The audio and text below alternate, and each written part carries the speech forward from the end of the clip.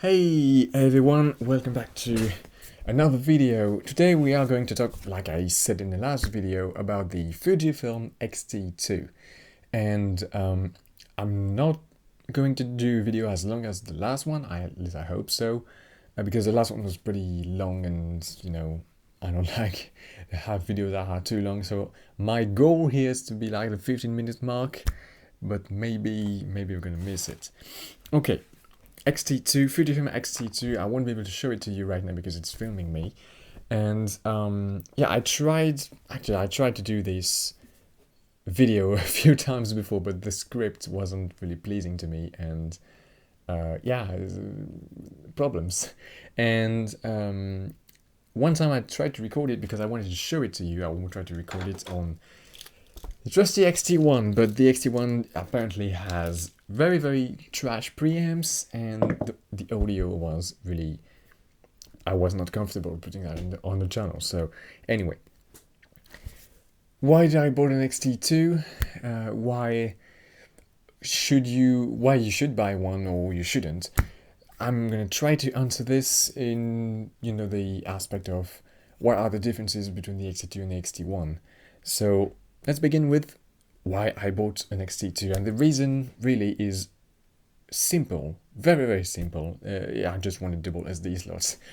I was shooting a little event where I mean, as a matter of fact, generally, when you are not shooting for yourself and you are shooting for someone, that is not necessarily, that can be a client, that also can be someone of your family, but you want to have double SD, Like if you have one SD and the SD card fails and you can't recover the pictures, you're just going to look like a jackass. And this is how I looked because my SD card failed in the X-T1 that has one UHS-2, but it's only one SD slot, and was a problem. So I looked on any camera that could take my lenses, take my batteries, so that meant Fuji, and had double SD, and the cheapest one was the X-T2, and I didn't really expect much of the X-T2. I heard things about it. I assumed it was just as good as the X-T1 was, but since I was already in love with the X-T1 picture quality and stuff like that, I figured that the X-T2 was just an X-T1 with a higher megapixel sensor and double SD slots. No, it's not just that. So let me just break down those things. So let's go with the differences that there is between the X-T2 and the X-T1. So the X-T2 has a lot of improvements when it comes to the ergonomics. Actually, the grip is a little bit shallower because the camera is fatter, but they wanted to keep the same dimension when it comes to the deepness, to the depth of the camera. Sorry, my English is still not my first language. The deepness. Anyway, so on the X-T1 there was a few issues that I had when it comes to the control, way that you control the exposure. So typically you see like when you have your ISO dial and it's locked by default and you have to push the button then turn the dial, it's not really good. I don't like that. Same thing with the shutter speed dial. You have your shutter speed, and when you go then on the auto position, it locks up and you have to unlock it, and that's just not good. There's also a few gripes here and there, but on the X-T1 it was pretty okay, minus these two things. And also, I should mention, it wasn't really a problem because I shoot mostly center frame most of the time and I crop and adjust things in post, but there is no autofocus joystick, nor is there a touch screen on the X-T1, so you really have to touch a button and then move your focus point around and then select it and validate and stuff. It's just too damn long if you want to adjust your focus point and stuff like that, so that's not good either. On X-T2 they added an autofocus joystick which fixes that issue, and for the dials they come along with a very nice design actually. Like instead of having two separate dial size, they are the same size. They are taller in so you can grip them better, and you have a locking switch on top, so you have your dial is always locked up or never locked up, And that's for you to decide. It's not the camera. That's not up to the camera to do that. That's pretty good. But realistically, there's not much differences between the X-T1 and the X-T2. Even the displays are exactly the same. About 1.04 million dots on the X-T1, same thing on the X-T2. Also the EVF 2.36 million dot OLED, same magnification, same resolution on both cameras, so there isn't really a lot of improvement there. But, I mean, the ergonomics improvements are there, you can see them, you can use them, and they are pretty nice. One thing that also I should mention, the X-T1 only has a tilt screen, which is not bad by any means, but if you want to do a vertical shot but you're low to the ground, you're going to miss your fully articulating screen. I definitely did on the X-T1. On the X-T2 that's not a problem because you have a third axis of rotation on the screen, so that's really good. Anyway, when it comes to those are the differences there is ergonomically, like with the thing that you are going to see externally on the camera. But there is a lot more differences when you are talking about the processor, the sensor, and the generally the image processing and stuff like that. The menus also. The menus are in line with what you'd find in newest Fuji cameras like the X-T3, 4, even the X-H2S have the same interface as the X-T2 does. And the X-T1 is just, it's old in comparison. It's very old. The X-T2 is much more laid out in its menus and categories and stuff like you find stuff much more easily. There is a My Menu system if somehow it's still difficult for you.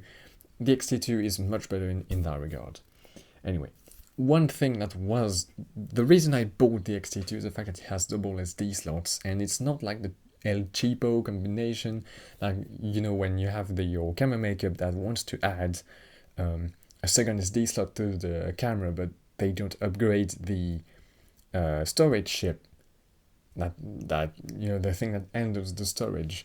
So the bandwidth is still limited by the camera slot that you use, so they end up adding another SD card, yes, but it's another UHS 1 instead of UHS 2. They didn't skimp on the X-T2, they didn't do like they did on the A7 III or the X Pro 2. On the X-T2 they put two UHS 2 card slots, so I can put two UHS 2 card slots that have the same speed, and I don't have to worry about being slowed down if I'm shooting both raw files to the SD cards when it comes to the buffer speeds. That's very fucking cool when you are shooting events and stuff like that. You don't have to wait for your slower card to write that down, and that's actually a very nice feature that I would not have hoped to have. If it had like a second UHS1 slot, I wouldn't have complained either, but I mean, it's not like a requirement, it's just a nice to have. Okay, so let's talk about the photography improvements, and this is where you're going to see a lot of differences between the X-T2 and the X-T1. Firstly, the obvious one, the image quality is different because we have 50% more resolution, 24 megapixels versus 16 in the X-T1, so you have a lot more resolution to work with. But generally, more resolution means less high ISO capabilities and less dynamic range, less low light capabilities in general. And that's not the case on the X-T2. I'm happy to report that we have about the better noise performance. Like the visible noise on the X-T1 at 6400 ISO is about the same visible noise that I see on the X-T2 images at 12,800. So really topping out the native ISO range of both cameras to give the same result when it comes to noise performance, but the X-T2 has one stop higher ISO performance, so that's pretty cool. The autofocus is drastically improved, and it has been improved not only with the X-T2 from when it was first released in 2016, but with all the firmware updates. We are now currently in the 4.40 version, and it's just a very nice autofocusing camera. There's still a lot of things that are not working too well, namely like face and eye detection do not work that well. They work really well on this person, but they do not work at all on this person, whether or not they wear glasses and stuff like that. It's not really something I would use. And since you have the autofocus joystick and nice autofocus nonetheless, when it comes to continuous speed and stuff like that, I would just move my focus point and not worry about eye and face detection. So as I said, we have a better resolution, so I'm not really caring that much about the resolution itself, but what that allows me to do is crop further into my images and retain more detail than I would have had on the X-T1, so I'm happy in that regard. That's about all there is when it comes to photography improvements, and that's about all you can do. I mean, if you don't, what else can you do? Really, when you are improving your stuff, you have better dynamic range, better resolution, better autofocus. That's the three main things that you want. One thing that I know a lot of Fuji shooters are concerned about are the colors, and I've read a lot, I've seen a lot of videos saying how the X-Trans1 sensor is such a good sensor when it comes to colors, and the X-Trans2 is very close to that, but a bit warmer, and the X-Trans1 and the X-Trans2 sensors are the best Fuji sensor ever. I was a bit, reluctant going out of these sensors, seeing how renowned they were. But really, I gotta say, maybe that's just me, but I'm shooting RAW mostly. But with the X-T2 X-Trans3 sensor, which pretty much everyone on the forum said, oh, but the colors are not the same and stuff. I don't really see that much of a difference. I mean, correct me if I'm wrong, but I'm really not caring that much about that little smidge of color that is changing, because I'm editing the raw files anyway. But even when I'm shooting, JPEG film simulation stuff, and even film recipes and stuff like that, I don't really see what is the problem with the X-T2. The colors are still the wonderful Fujifilm Colors, and I don't really like.